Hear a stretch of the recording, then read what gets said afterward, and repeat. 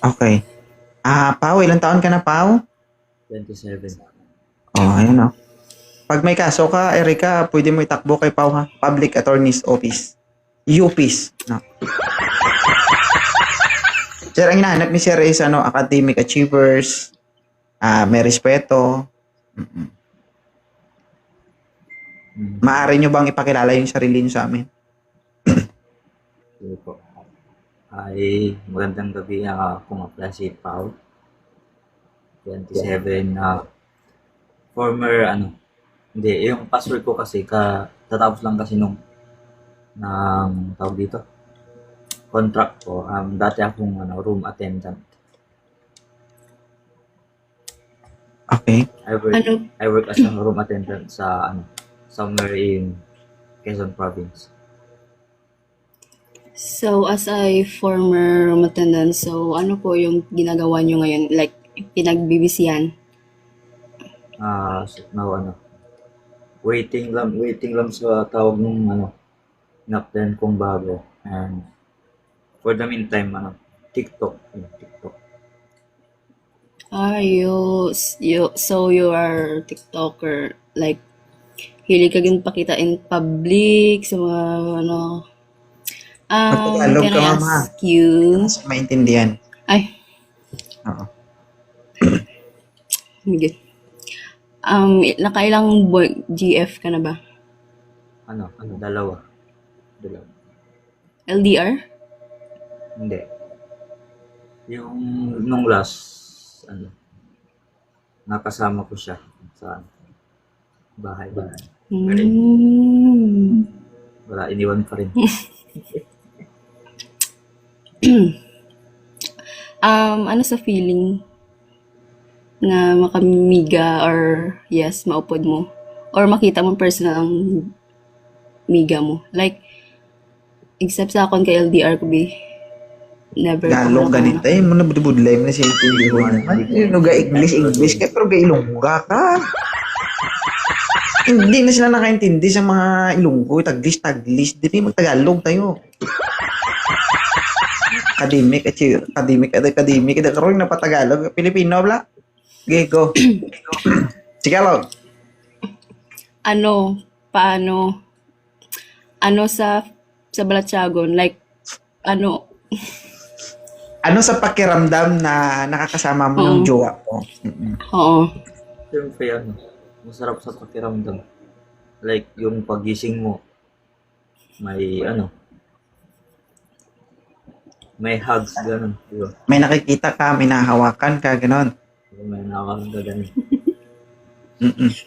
Wow. Hindi kasi doon mo kasi mararamdaman talaga lalo pag nahahawakan mo. Diba? Iba kasi ang pakiramdam kapag online, iba din in person. Kasi maliban sa nakakasama mo siya, nahahawakan mo siya, yung intimate, yung pakiramdam mo talaga, mas ma-express mo at mararamdaman mo. Diba? Kaya mas iba yung pakiramdam kapag kasama mo yung partner mo in person. Diba? Tama Oo. yun. Sige. And, ikaw naman namangkot. Sige sir, ako taga-translate. Ikaw naman daw magtanong. Good bless you, matindi yun tayo. Ilang taon ka? 20 years old. April. Sang April lang. Noong April. Tawag dito. In favor ka ba na mas ahead sa yung lalaki? Like, halimbawa, ako, kasi 7 years gap natin. Okay lang ba sa yung gano'n? Hindi. Hindi daw. So ayaw mo sa kanya? Opo. Oo, so gusto mo pala yung kaedad mo lang. 23, like 1 year gap. Akala ko kausap lang hanap mo.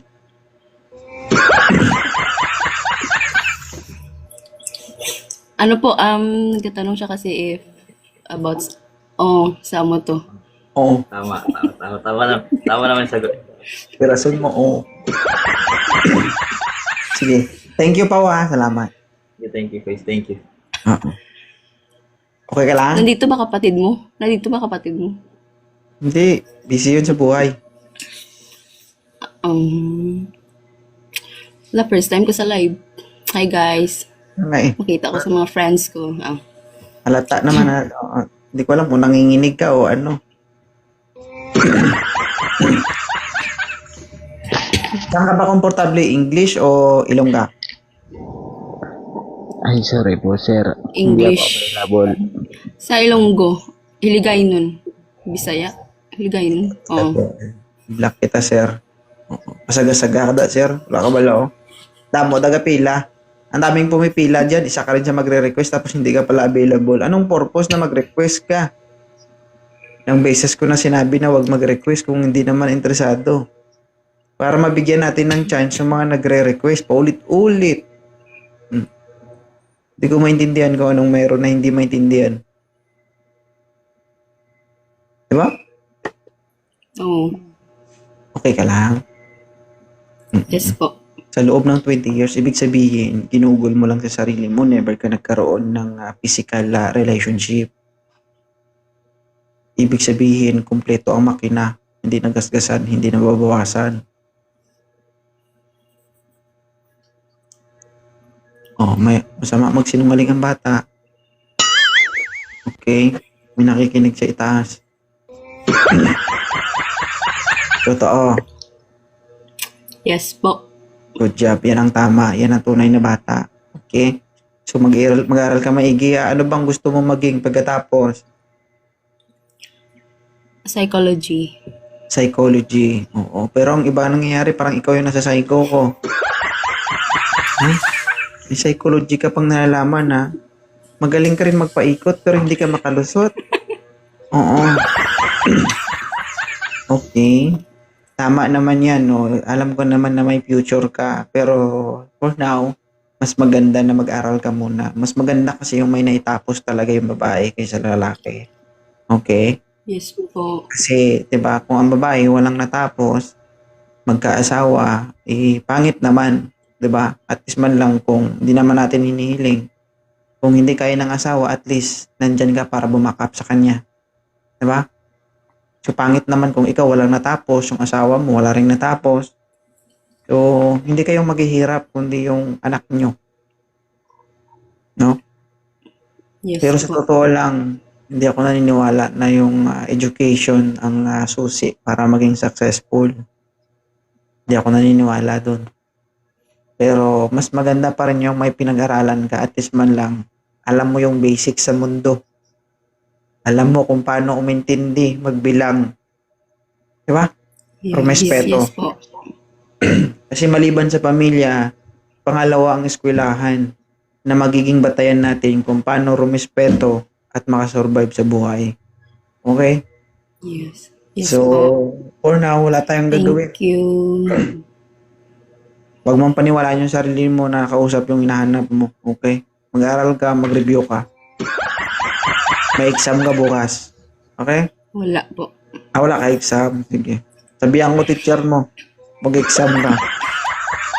Thank you. Hindi, magano ka. Tama yung ginagawa nyo. Kung nalulungkot kayo, hanap kayo paraan kung paano kayo sumaya, and afterwards, pag okay na ulit yung pakiramdam nyo, magbasa kayo, mag-review kayo. Kasi, di ba? Huwag natin yung sanayangin yung panahon na may nagpapaaral sa atin. Kasi iba na yung panahon nyo ngayon, iba din yung panahon namin. Sa mga panahon namin, kami lagi yung gumagawa ng paraan para makapag-aral. Sa panahon nyo ngayon, merong nagpapaaral sa inyo, merong nagbibigay ng sustento. So, you are so very lucky na merong tao o merong nanay at tatay na nagbibigay sa inyo ng allowances para makapag-aral. Okay? So, wag niyong sayangin yun. Kasi hindi habang panahon malakas yung nanay at tatay natin para makapaghanap buhay o mabigyan tayo ng pera. Okay? So, i-force natin yung sarili natin na may marating tayo para pagdating ng panahon, tayo din yung tutulong sa parents natin. Intindihan niyo? Yes po. Okay. Tama. Amen. So, kung maaari, walang problema, no? Kasi sa panahon natin ngayon, iba na. Walang problema mag-jowa, mag-boyfriend, girlfriend. Basta, alamin nyo yung limitation nyo. Kung ano man ang mangyari, desisyon nyo yan. Pero bilang isang babae, dapat gamitin mo yung utak mo, hindi yung empanada mo. Okay? Walang problema kung magamit yung empanada basta tuso ka. Okay? Pwede mangagat. Basta yung makagat, nguyain lang. Huwag ipalunok. Yes po. Mhm. Advice ko lang yan sa'yo bilang isang babae. Kasi hindi pare-parehas yung lalaki sa mundo. Baka mabulag ka at mabiktima ka. Naintindihan mo? So, mas maganda Yes, habang maaga, pag-aralan mo kung paano ba maging safety sa mundong ito. Ha? Kasi ang buhay natin ngayon, alam mo yun, puno ng pagsasamantala. Nakadepende sa'yo kung paano mo iwasan, kung paano ka makaligtas sa mga sitwasyon na yun. Okay? So, dapat magaling ka, dapat survival everyday. No? Pwede ka maging masaya, dapat. Sa pagiging masaya mo na yan, dapat lagi kang panalo. Hindi ka matatalo. Bakit? Sa inyong lalaki, between you and the guy, always ang talo dyan, ikaw. Kaya dapat ang lagi nag-iisip dyan, ikaw. Hindi mo. Mapa-online man yan, mapa-personal man yan, dapat lagi kayo nag-iisip. Gets? Yes po. Oo. Kasi Okay. bakit ko nasasabi yan? Kasi gawain ko po yan. Oo. Mm-mm. Hindi po ako malinis na tao. Ang sinasabi ko dito, based on my experience when I was in, kumbaga, teenager. Nung teenage life ko pa. Wala pa akong asawa. Shush, Maria. Oo. Ayoko din naman. Kumbaga, kaya nandito tayo nagsasalita para hindi kayo magkaroon ng problema. Di ba? Yes po. Sige, ingat ka ha. Erica Valdez. Thank Mag-aral. you. Okay. Bye.